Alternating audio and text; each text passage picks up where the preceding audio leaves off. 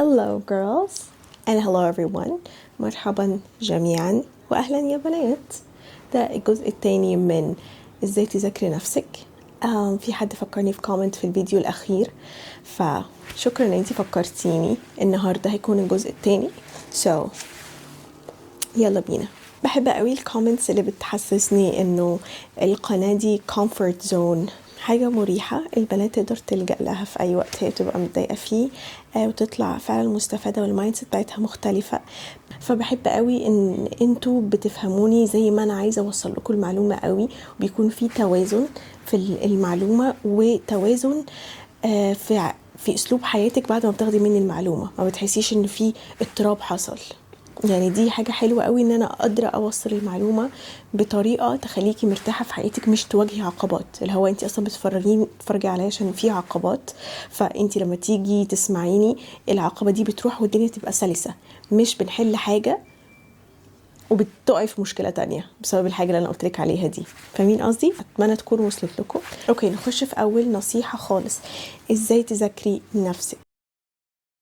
اول نقطة معانا، طالما انت كده كده بت overthink صح. اول نقطة معانا don't overthink. بالبلدي يعني ايه overthink؟ او انا at least او على الاقل انا قصدي ايه overthink؟ ان انت تفكري تفكير مفرط بطريقة سلبية. اوكي، بس عايزاكي overthink صح، مش overthink المتعارف عليه. لا، overthinking اللي منى قالته لنا ممكن نسميه مصطلح تاني positive overthinking، او التفكير المفرط الايجابي. مش مفرط اللي هو حاجة سلبية، ممكن نقولها مثلا التفكير التحليلي. اوكي، عايزين نحلل ايه؟ طيب يا منى، وايه علاقة ده بان احنا نذاكر نفسنا؟ اول حاجة، مين فينا او احنا امتى بن overthink لما بيكون في موقف معرفناش نتصرف فيه صح. اوكي، هت overthinki وتجلدي نفسك قبل ما تنامي ازاي؟ ما تعمليش كده ارجوكي. عايزين نبسط الدنيا على دماغنا خالص عشان نعرف نحلل بطريقه ايجابيه. مش هنفضل كل شويه نتشتت واللي هو ايه، يا نهار ابيض ده حصل كده. لا، احنا عايزين نركز كأن حد تاني مر في الموقف ده، وعايزين نشوف ايه الغلط اللي هو عمله. اتصرف غلط ولا قال كلمه غلط ولا بالغ في حاجه؟ هل ممكن كان يتجاوز الموقف ده اصلا من الاول ولا لا؟ طب كان بدلها كان عمل ايه؟ وهكذا. لما تجاوبي نفسك على الاسئله دي هتعرفي ايه اللي بيضايقك، ايه نقاط ضعفك عشان تشتغلي عليها، ايه المواقف اللي خلاص انت عارفه ان هي بتوترك. ممكن اوكي، انت عارفه ان انت مثلا public speaking او انك تتكلمي قدام ناس كتيره دي حاجه بتوترك، عارفه نقطه ضعفك ان انت people pleaser. اوكي، في حاجات انت حاطه ايدك عليها وعارفه ايه اللي بيضايقك، في حاجات انت مش عارفه اللي بيضايقك، فبالتالي انت دخلت الموقف ده ومش عارفه ان انت كان ممكن يحصل لك 1 2 3. حلو، نظبط او نفكر بطريقه تحليليه مش سلبيه. ازاي كان ممكن الموقف ده يمشي بشكل صح، وانت ليه اصلا اتصرفتي بالطريقه دي؟ اهو هنا بنحلل وهنا بنفهم نفسنا.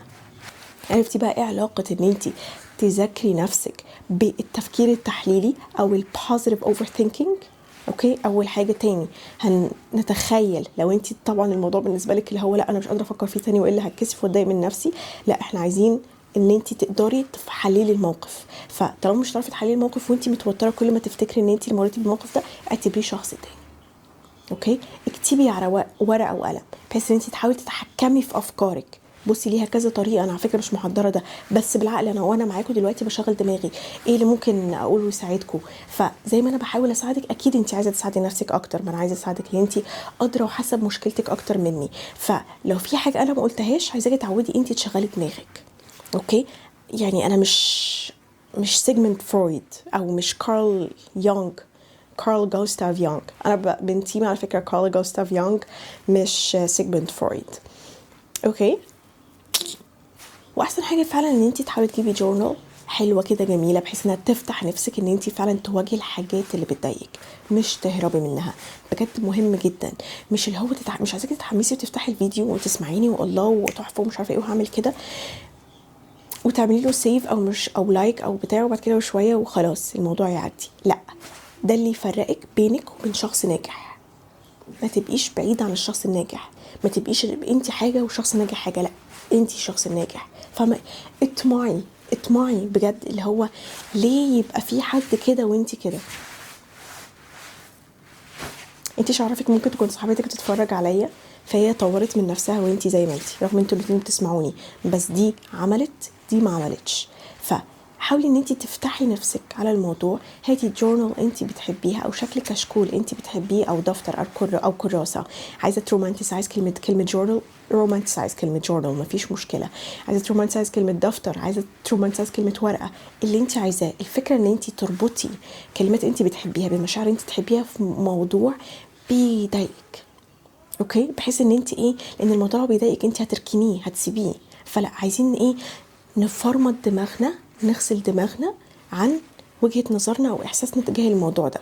فعشان كده بقولك هاتي كشكول بتحبيه، او كذا حد يقولك هاتي حاجه انت بتحبيها، علشان تحاولي تخففي الثقل او التقل اللي على دماغك.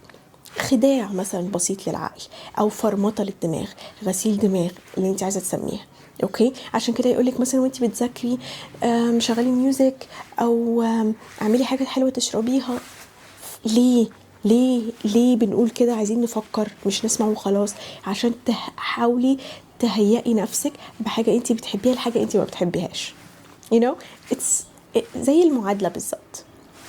اوكي كده اتفقنا ننقل على النقطه اللي بعدها. اوكي، قبل ما ننقل على النقطه اللي بعدها، ساعتها تكتبي المواقف اللي بتضايقك، التصرفات بتاعت الناس اللي بتضايقك. بخلي بالك المواقف اللي بتضايقك دي ما ممكن تكون بسبب اصلا شخص، اوكي؟ يعني مش انتي مثلا حطيتي نفسك في موقف يضايق او ما عرفتيش تتصرفي فيه، ممكن يكون شخص هو اللي قاصد ان هو يحطك في الموقف ده، فانتي خلاص عرفتي ان الشخص ده ممكن ما يكونش بيتمنى ليك الخير، ممكن ان الشخص ده عايز يحطك في موقف ما تعرفيش تتصرفي فيه عشان هو عارفك اكتر من نفسك. لان هو عارفه كده لما يقولك الناس اللي بتكرهك اكتر ناس مركزه معاكي. that's it، بجد that's it. وعايزه اقول لكم على حاجه، مفيش حد يعني دلوقتي بعد يعني almost اتعرفت شوية، مفيش حد من صحابي خالص اللي هو قال لي حاجة خالص. انا ما اقدرش اكذب ان هم بيكرهوني، وما اقدرش اقول انت ليه ما بتكتبيليش، بس ده عادي، اوكي؟ انا فعلا مش عارفه احساسهم ايه، وما اقدرش اكذب ان هم ازاي ما قالوليش 1 2 3، ازاي ما باركوليش، او ازاي ما شجعونيش. I'm not waiting anything from anyone، اللي هو انا مش مستنيه حاجه من اي حد، وفي نفس الوقت انا مش متضايقه، وفي نفس الوقت انا ما اقدرش اجزم هم احساسهم ايه تجاهي دلوقتي. انا ماشيه الموضوع عادي، بس يبقى عندك ذكاء انك تبقي مصحصحه، عارفه مين عمل ايه امتى وليه وما عملش ليه، اوكي؟ حطي احتمالات بس ما تجزميش، اوكي؟ لان على فكره حتى لو هم مش مبسوطين لي، انا عادي. لو هم مبسوطين لي شكرا وعادي، فاهمين ازاي؟ لا كلمة ترفعك قوي ولا كلمة تنزلك قوي، فكل حاجة expected، كل حاجة expected. فمهم قوي انك فعلا شفتي تحليل موقف. يعني الكاميرا دلوقتي مسجلة ربع ساعة، فبنتكلم في نقطة واحدة. تحليل الموقف هيطلع لك حاجات كتيرة قوي، فانت اللي هو يا نهار ابيض انا كل ده باوفر ثينك، انا بضيع وقت. يعني ليه كان ممكن تعملي اوفر ثينكينج والوقت ده كله، والارهاق النفسي والتفكير الكتير ومش عارفه تنامي والارق والستريس اللي جالك. وعلى فكره الستريس او التفكير الكتير ده بيخلي عندك مشاكل في النوم، مشاكل في اتخاذ القرار، تبقي indecisive، ما بتعرفيش تاخدي قرار بسرعه. على فكره باي ذا واي انا من النوع، كنت من الناس دي، ولسه ما زال عندي التاثير شويه. انا very indecisive، وما بحبش الشوبينج بسبب ان انا very indecisive. ممكن اقعد 5 ساعات في مكان واحد وما اشتريش حاجه في الاخر، اوكي؟ فعلا ما بحبش الشوبينج ده بسبب الستريس، بوظ عندي مش عارفه حته اتخاذ القرار دي في الهيبوكامبس، هي حاجه في الدماغ. يعني انا قريت في الموضوع ده كتير قوي. الكرونيك ستريس ما تبوظيش دماغك بجد، الستريس بيعمل 3 حاجات في الدماغ. الموضوع بجد انتوا فاكرينه اوفر ثينكينج وكلام ونهزر هزارين على التيك توك والكلام ده كله، لا، الموضوع فعلا بيغير الستراكشر بتاع الدماغ، شكل الدماغ والفانكشن، ازاي بيشتغل، ازاي بيتعامل، والحجم بيشرينك. يعني انت من كتر ما انت ضغطه دماغك، يعني اول ما سمعت المعلومات دي على فكره انا دمعت كنت صغيره ساعتها. حجم دماغك بيصغر، يعني هو كده، يعني حجم دماغك بيصغر، بيشرينك.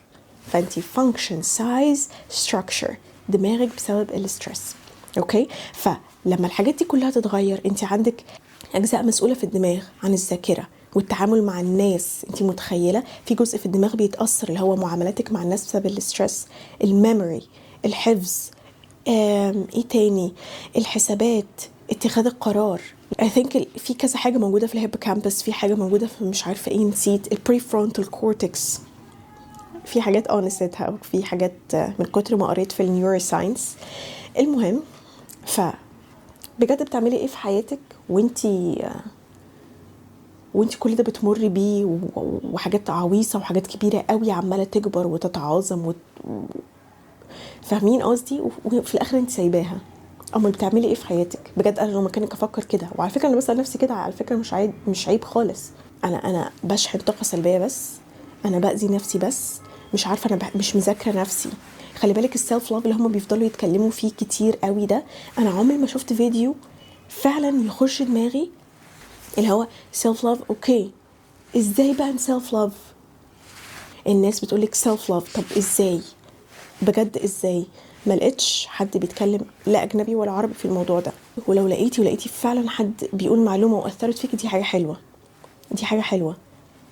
بس لو انتي مش عارفه، انا بالنسبه لي انا بقولك هو ذاكري نفسك، او ذاكري نفسك، ذاكري نفسك.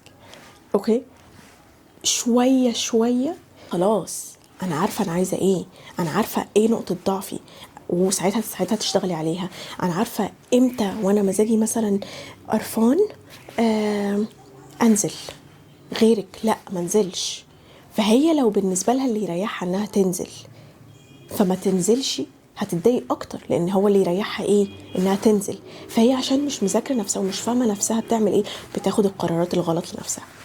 فهمتي قد ايه مهم قوي انك تذاكري نفسك؟ يعني هي كلمه. انا مبسوطه بالفيديو ده، لا انا مبسوطه بالفيديو ده، ومبسوطه بالكلام اللي منى قالته. و this is very weird I know، بس لما انا قلت دلوقتي انا مبسوطه بالكلام اللي منى قالته، انا عندي حته ما شفتهاش عند حد. مش بقول ان انا واو، بس انا فعلا نفسي اعرف لو هي عند حد. انا ممكن افصل نفسي اتنين.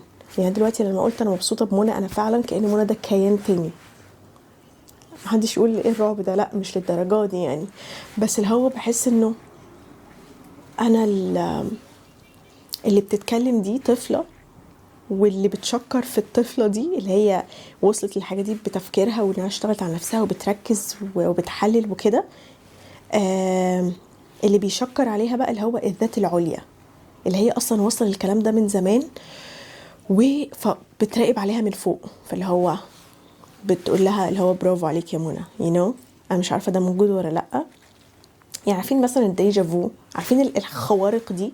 اعتقد ان احنا نختم الفيديو على ده المرة دي. احنا كل ده اتكلمنا في نقطة واحدة بس، خلينا النقط التانية في فيديو تاني، وكده نكون خلصنا الجزء تاني. ما كنتش متوقعة ان هو يحتاج جزء تالت، بس بجد اتمنى ان الفيديو ده يكون فاتكو قوي. يعني ده اعتقد تاني فيديو عجبني قوي على القناة في حتة السلف ديفلوبمنت. الانجليش ده حاجة تانية. الفيديو الاولاني اللي عجبني كنت اللي قبل الفيديو اللي انا كنت لابسه فيه الطرحه دي.